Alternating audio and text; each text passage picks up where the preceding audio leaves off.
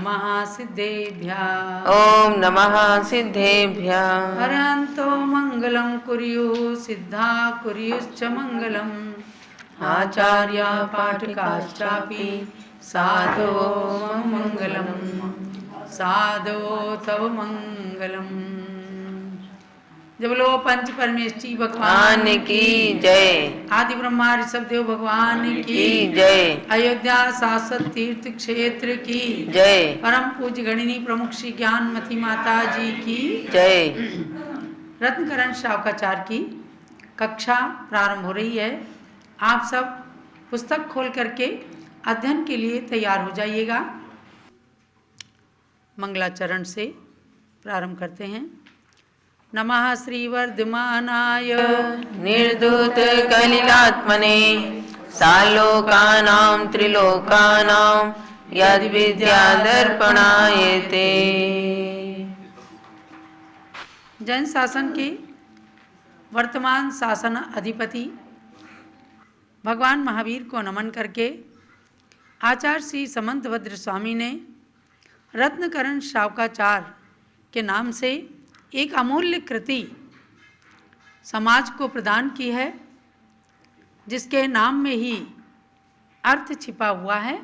रत्नकरंड माने रत्नों का पिटारा जिसके अंदर भरा हुआ है, ऐसा श्रावकाचार माने संसार के अंदर रहने वाले गृहस्थी लोगों के लिए, गृहस्थ पुरुष और महिलाओं के लिए अपने आचरण को शुद्ध बनाने के लिए और मोक्ष मार्ग में प्रवृत्त होने के लिए अपने ही अंदर छिपे हुए रत्नों का परीक्षण कर सकें और उन रत्नों को प्राप्त कर सकें, इस बात का ज्ञान कराने के लिए ये रत्नकरण शावकाचार ग्रंथ बना है। तो आप सबने इस रत्नकरण शावकाचार की प्रथम और द्वितीय अध्याय के अंदर सम्यक दर्शन और सम्यक ज्ञान की बात को जाना है। सम्यक दर्शन आत्मा की समीचीन दृष्टि, सम्यक ज्ञान जो ज्ञान प्राप्त हुआ है, सच्चा ज्ञान चिन्वाणी के द्वारा, वह सम्यक ज्ञान है। और अब तीसरा है सम्यक चारित्र।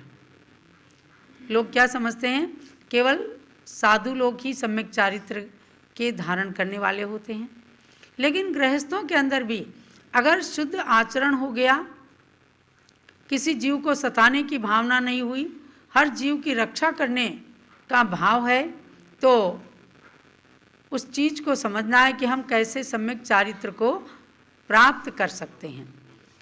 इसी बात को अब इस तृतीय अध्याय के अंदर प्रारंभ करते हैं। चारित्र धारण करने की आवश्यकता किसको है, क्यों है, अब जानेंगे। मोहतिमिरापहरणे मोहतिमिरापहरणे दर्शन लाभादवाप्त संज्ञानः दर्शन लाभादवाप्त संज्ञानः रागद्वेष निवृत्त्यै रागद्वेष निवृत्त्यै चरणं प्रतिपद्यते साधु चरणं प्रतिपद्यते साधु। इसका पद्यानुवाद भी पढ़ेंगे एक साथ मिलकर के।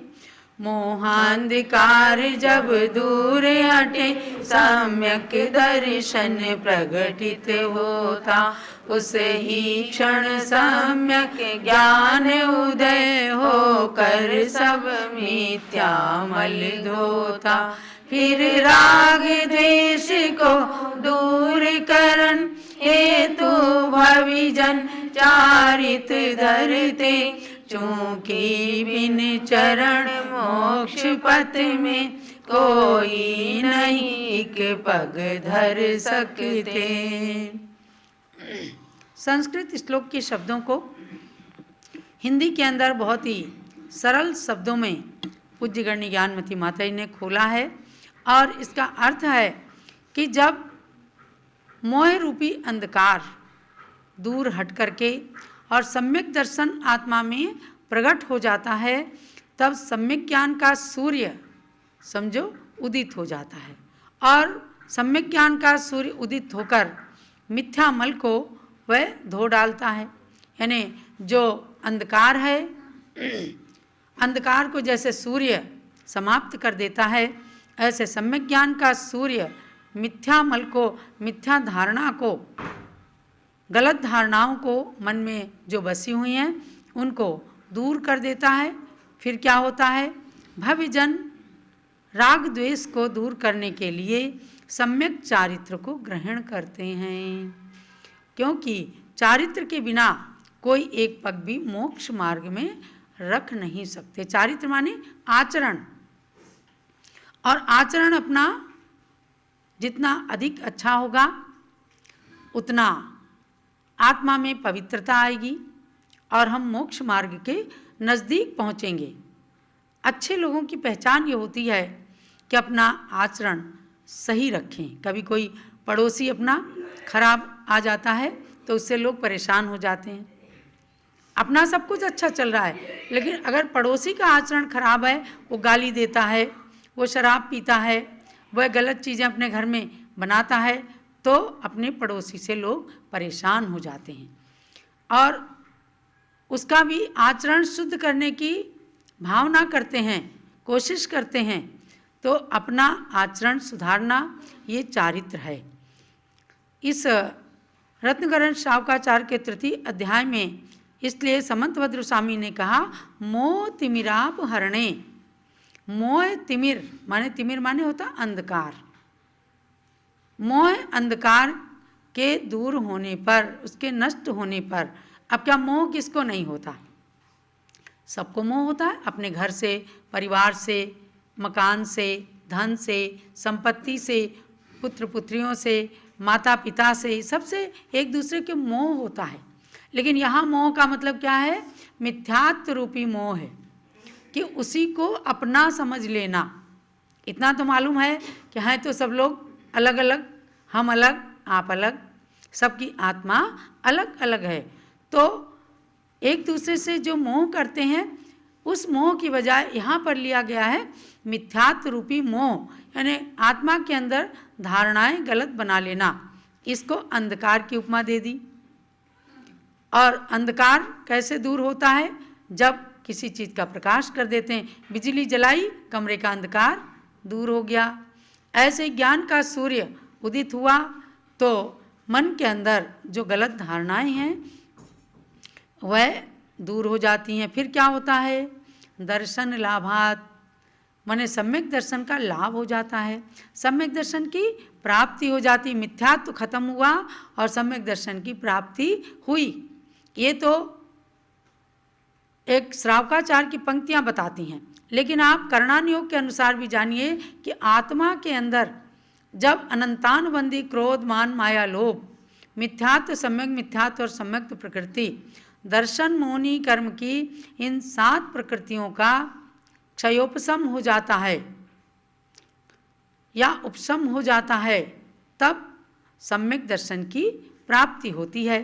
तो दर्शन लाभात, सम्यक दर्शन की प्राप्ति से अवाप्त संज्ञान, अवाप्त माने प्राप्त होता है, संज्ञान माने सम्यक ज्ञान, समीचीन ज्ञान, राइट नॉलेज वह प्राप्त होता है। तो ऐसा भव्य जीव, यहाँ साधु शब्द जो लिया है ना, चरणम प्रतिपद्यते साधु, यहाँ साधु शब्द से केवल संत जन नहीं है, साधु शब्द से मतलब है सज्जन, भव्य, जो सम्यक दर्शन ज्ञान को, चारित्र को धारण करने वाला है, उसको मोक्ष मार्ग का पथिक माना है और उसको सज्जन कहा, उसको भव्य प्राणी कहा है। वह क्या करता है कि राग द्वेष निवृत्ति, राग द्वेष की निवृत्ति के लिए चरण को माने चारित्र को प्रतिपद्यते प्राप्त होता है। यानी क्रम क्रम से बताया कि जब सम्यक ज्ञान हुआ, सम्यक दर्शन हुआ तो ज्ञान सम्यक ज्ञान बन गया, और सम्यक ज्ञान हुआ तो जितना अपना आचरण है वह सम्यक चारित्र बन गया। बस उसको कह दिया कि राग द्वेष की निवृत्ति, माने किसी भी जीव से पूरी, किसी से राग है तो उससे बहुत ज़्यादा प्रेम हो जाता है, किसी से द्वेष है तो उसको मारने की, उसे अपने से दूर हटाने की इच्छा हो जाती है। ऐसे राग और द्वेष की निवृत्ति के लिए भव्य जीव सम्यक चारित्र को धारण करते हैं। तो 3 चीज़ हो गई क्या? सम्यक दर्शन, सम्यक ज्ञान और सम्यक चारित्र। इन तीनों को प्राप्त करने के बाद अपना मोक्ष नज़दीक हो जाता है। मोक्ष भले प्राप्त ना हो आज पंचम काल में, लेकिन हम मोक्ष मार्गी बन करके एक अच्छे श्रावक के रूप में आप अपना स्वरूप दिखा सकते हैं। क्योंकि इन पुस्तकों के अंदर ही केवल ज्ञान नहीं भरा है, इन पुस्तकों से ज्ञान प्राप्त करके उसको आचरण रूप में लाना आवश्यक है। इसलिए कहा कि इनका कहना हम ज्ञान रखें। इस जिनवाणी का क्या कहना है? इसका कहना हम ज्ञान रखें, लेकिन चारित्र न खो डालें, आचरण छूट जाए जिससे हम ऐसा बीज न बो डालें। चारित्रहीन यदि ज्ञान मिला तो बेड़ा पार नहीं होगा, केवल कोरी इन बातों से जग का उद्धार नहीं होगा। अरे भैया, वो भी चारित्र है। आपने थोड़े थोड़े दिन के लिए फास्ट फूड, बाजार के बने हुई चीज़ों के खाने का त्याग कर दिया तो वह भी थोड़ा थोड़ा चारित्र की ओर बढ़ने का कदम है। समझे ना? रोज़ खा रहे हैं, रात दिन खा रहे हैं, लेकिन हमारे मुनि ऋषि कहते हैं कि अगर आपने रात में खाना छोड़ दिया तो साल में 6 महीने के उपवास का फल मिल जाएगा। समझे प्रतीक जैन? साल में 6 महीने के उपवास का फल मिल जाएगा। आपको अगर कहा गया कि महीने में 4 दिन रात्रि में भोजन मत करना, तो कम से कम 2 दिन के उपवास का फल तो मिल गया। इसलिए थोड़ा थोड़ा भी त्याग अपने को एक दिन त्याग के चरम शिखर पर पहुंचा देता है। हमने देखा है कि जो लोग बिल्कुल भी त्याग नहीं करना चाहते, साधु की संगति में आकर अपने आप मन हो जाता है, चलो थोड़ी देर के लिए तो त्याग कर दें, कुछ तो कर दें। तो ऐसा भी प्रयास जो है वो समझो कि आपकी सज्जनता को, आपके अंदर की अच्छाई को प्रकट करता है। क्योंकि जिनके संस्कार हैं, अच्छे परिवार के संस्कार हैं, वो बच्चे चाहे कितने ही ऊंचे पद पर पहुंच जाएं, लेकिन एक ना एक दिन उनके अंदर वो संस्कार बोलते हैं।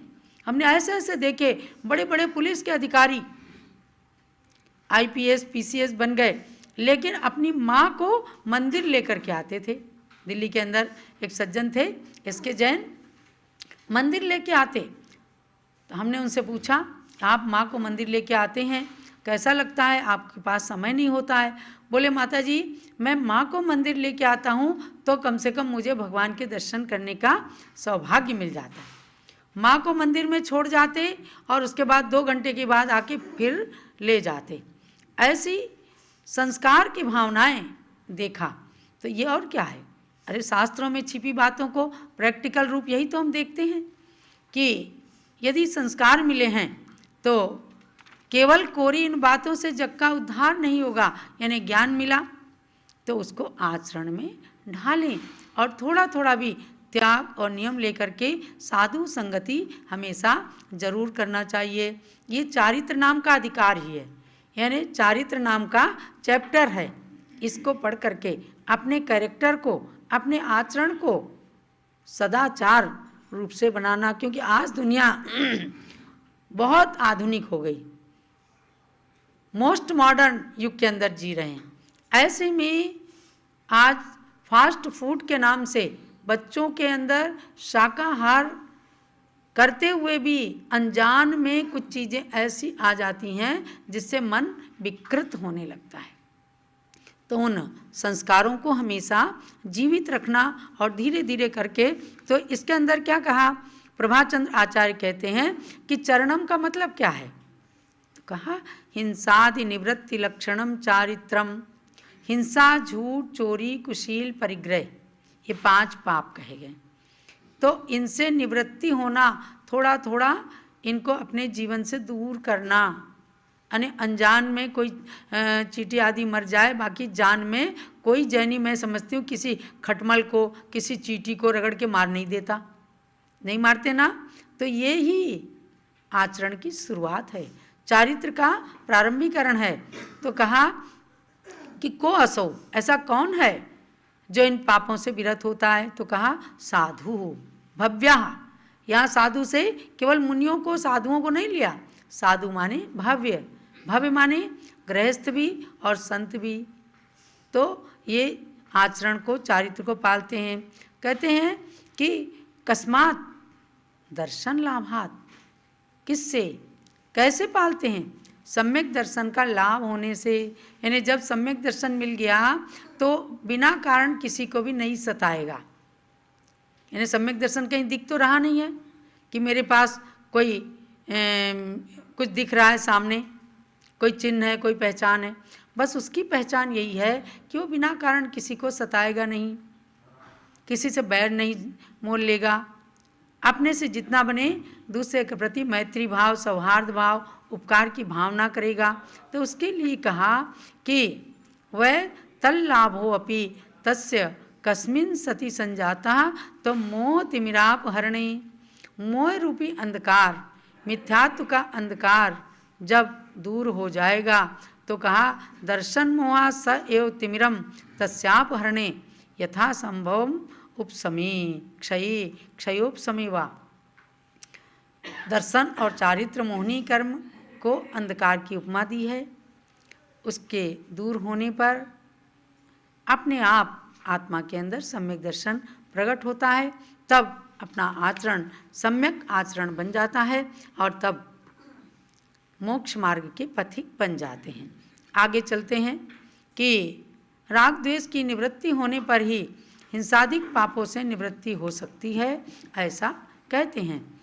राग द्वेष निवृत्तेर, राग द्वेष निवृत्ते, हिंसादि निवर्तना कृता भवति, हिंसादि निवर्तना कृता भवति, अनपेक्षितार्थ वृत्ति, अनपेक्षितार्थ वृत्ति, कः पुरुषा सेवते नृपतीन्, कः पुरुषः सेवते नृपतीन्, राग द्वेषादि कषाये कुछ जब हो क्षयोपशम आदि रूप, तब हिंसा आदि पांच पाप दूरी करते हो चरित रूप, क्योंकि धन धान्य अपेक्षा बिन क्या कोई भी नर ऐसा है, जो राजाओं की सेव करे नहीं कोई भी कर सकता है। ये राग द्वेष आदि जो कषाय हैं, जब कुछ क्षयोपशम आदि रूप होती हैं तभी हिंसा आदि पांच पाप के दूर होने से चारित्र प्रकट होता है। क्योंकि धन आदि की अपेक्षा के बिना क्या कोई पुरुष किसी की सेवा करता है? अगर आप किसी कंपनी के अंदर जॉब कर रहे हैं तो क्यों कर रहे हैं? वो हमें पैसा देगा। वो क्यों करा रहा है? कि उस पैसा दे करके अपनी सेवा करा रहा है। कोई भी मूर्ख व्यक्ति ऐसा नहीं है कि बिना किसी स्वार्थ के किसी की सेवा करेगा। तो महानुभाव नहीं करता, कोई निस्वार्थ, कोई बिरले होते हैं जो निस्वार्थ, और धर्म की सेवा लोग निस्वार्थ करते हैं। यहाँ पर ये कहा गया कि रागत द्वेष निवृत्ते, राग द्वेष की निवृत्ति माने समाप्त होने पर, समाप्ति होने पर, हिंसादि निवर्तना, हिंसा आदि पापों से अपने आप विरति होती है। अरे हम छना पानी पी लें, अरे मेरे निमित्त से कोई जीव मरने न पाए, ये अपने आप भावना होती है। स्वयं ऐसे कृता भवती, माने स्वयं ऐसी भावना बन जाती है। क्योंकि अनपेक्षितार्थ वृत्ति ही, बिना अपेक्षा के किसी की कोई वृत्ति नहीं होती। फल की प्राप्ति की अभिलाषा से ही कोई दूसरे की चाकरी करता है, नौकरी करता है, कार्य करता है। भाई भगवान के दर्शन करते हैं तो उसमें भी पुण्य को प्राप्त करने की भावना रहती है। तो कौन पुरुष ऐसा है कि जो राजा की सेवा बिना अपेक्षा के करेगा? अर्थात इसके अंदर यही लिया है कि राग द्वेष की निवृत्ति के बाद हिंसा आदि पापों से अपने आप विरक्ति होने लग जाती है। तो चारित्र जो है, हिंसादि से निवृत्ति हुई तो आचरण शुद्ध हो गया, बस वही प्रकट होने लगा, चारित्र भाव में, चारित्र के स्वरूप में प्रकट होने लगा। तो महानुभाव वह चारित्र संतों में पूरी तरह से प्रकट होता है और श्रावकों में एक देश रूप से। जो थोड़ा आचरण शुद्ध हुआ उसको कहते हैं देश चारित्र, या व्रती बन गए, अणुव्रत धारण कर लिया। इसमें आगे आगे इन चीज़ों का कथन करेंगे। तो आज तक आपने देखा होगा कि कभी किसी विद्वान के कहने से किसी ने कोई चीज़ नहीं छोड़ी। संत कहता है अरे बेटा चलो महीने में 4 दिन मंदिर चले जाना, तो तुरंत मस्तक झुका करके भव्य आत्मा नियम ले लेते हैं। संतों के कहने से बहुत सारे भव्य जीव पापों का त्याग करते हैं। देखो क्या हुआ, एक बार की बात है कि एक पंडित जी को दूसरे गांव में जाना था। बीच में नदी आती थी। नाव में बैठ करके वे नदी को पार करने के लिए पहुँचे। तो जब नाव में बैठे, नाव में केवल पंडित जी थे और नाविक था जिसे उन्हें पार लगाना था। तो नाविक एकदम मौन पूर्वक जा रहा था, पंडित जी को उसे नदी से पार करना है। पंडित जी ने बीच में मौन तोड़ा, बोले नाविक ये बता तुझे गणित आती है, मैथ आती है? उसने कहा ये क्या होता है पंडित जी, मैंने तो जाना नहीं कि गणित होती क्या है। अच्छा, पंडित जी बोले कि तब तो तेरी 50% जिंदगी जो है पानी में ही चली गई। बोले मैंने शुरू से यही देखा कि आने वालों को, नाव में बैठने वालों को नदी के पार करना। अब वो बड़े अफसोस में हुआ कि पंडित जी कह रहे हैं कि तेरी तो 50% जिंदगी पानी में चली गई। आगे थोड़ी दूर और गए, पंडित जी ने कहा कि नाविक ये तो बता कि तुझे ज्योतिष आती है, ज्योतिष विद्या? बोले पंडित जी वो कौन सी चिड़िया का नाम है, मैंने कभी सुना ही नहीं। अरे पंडित जी बोले तब तो तेरी 75% जिंदगी पानी में ही चली गई। अब वो बेचारा बहुत अफसोस में हो गया कि ये तो विद्वान है, पंडित जी हैं। आगे चलते हैं, अकस्मात क्या होता है, बहुत तेज हवा चलती है, तूफान आता है और नाव डगमगाने लगती है। तब नाविक पूछता है पंडित जी आप बताओ आपको तैरना आता है क्या? पंडित जी बोले मुझे तैरना आता होता तो तेरी नाव में क्यों बैठता? नाविक कहता है कि पंडित जी अब देखो मुझे गणित नहीं आती, मुझे ज्योतिष नहीं आती, मेरी तो 75% जिंदगी पानी में। अब आप जानो, आपका काम जाने, आपकी तो 100% जिंदगी जो है अब पानी में। यानी नाविक तो जल्दी से कूद करके, और उसे तैरना आता था तो वो तैर करके नदी पार कर गया, और पंडित जी नाव डूबने से बेचारे डूब गए। तो उनकी 100% जिंदगी जो है पानी में चली गई। यानी एक ज्ञान होता है प्रैक्टिकल और एक होता है थ्योरेटिकल। थ्योरी में तो बहुत कुछ पढ़ सकते हैं, लेकिन प्रैक्टिकल अगर तरना नहीं आया तो एक पंडित जी की जिंदगी पानी में चली गई। तो महानुभाव, इसीलिए आचार्य कहते हैं कि इन ग्रंथों को पढ़कर हमें प्रैक्टिकल जिंदगी जीनी है कि हम छोटा सा भी नियम लेकर के यदि आगे बढ़ते हैं तो हम सम्यक चारित्रधारी कहलाते हैं, अणुव्रती बन जाते हैं। अष्टमूल गुण का पालन करने वाले होने से आपका आचरण जो है सम्यक आचरण बन जाता है। तो महानुभाव, रत्नकरण श्रावकाचार्य इन्हीं सब विशेषताओं को बताता है कि आप अपने बच्चों के अंदर भी संस्कार डालें कि बेटा थोड़ी देर आप पानी नहीं पीते हो, उतनी देर के लिए त्याग कर दो। थोड़ी देर आप भोजन नहीं करते हो, उतनी देर के लिए त्याग कर दो। उतनी देर के त्याग का, नियम का पुण्य लगेगा। आप 4 घंटे तक नहीं खा पी रहे, उतनी देर का अगर त्याग कर दिया तो आपको उस नियम का पुण्य लग गया। ये सब आचरण की बातें, प्रैक्टिकल बातें हमारे संतगण बताते हैं, और इसी को सम्यक चारित्र कह देते हैं तो लोगों को हवा लगने लगता है। संयम का नाम दे देते हैं, लोगों को हवा लगता है। तप की बात कह देते हैं, लोगों को बड़ा कठिन लगने लगता है।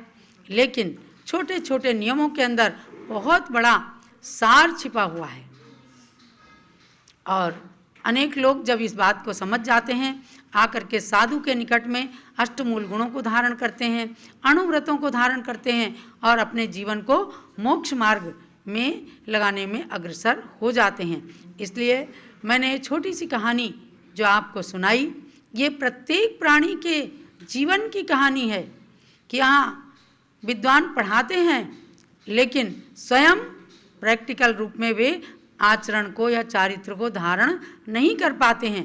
और एक साधु है जिसे बहुत बड़ा ज्ञान नहीं भी है, लेकिन वो प्रैक्टिकल जिंदगी को जी रहा है तो वो मोक्ष मार्ग का पथिक होता है। ऐसे श्रावकाचार के अंतर्गत इन चीज़ों को एक एक श्लोक को भी पढ़ करके आप आत्मसात करते रहेंगे तो निश्चित रूप से आपका ज्ञान वृद्धिंगत होगा, चारित्र की भी वृद्धि होगी और सदाचारी भी आप बन सकेंगे।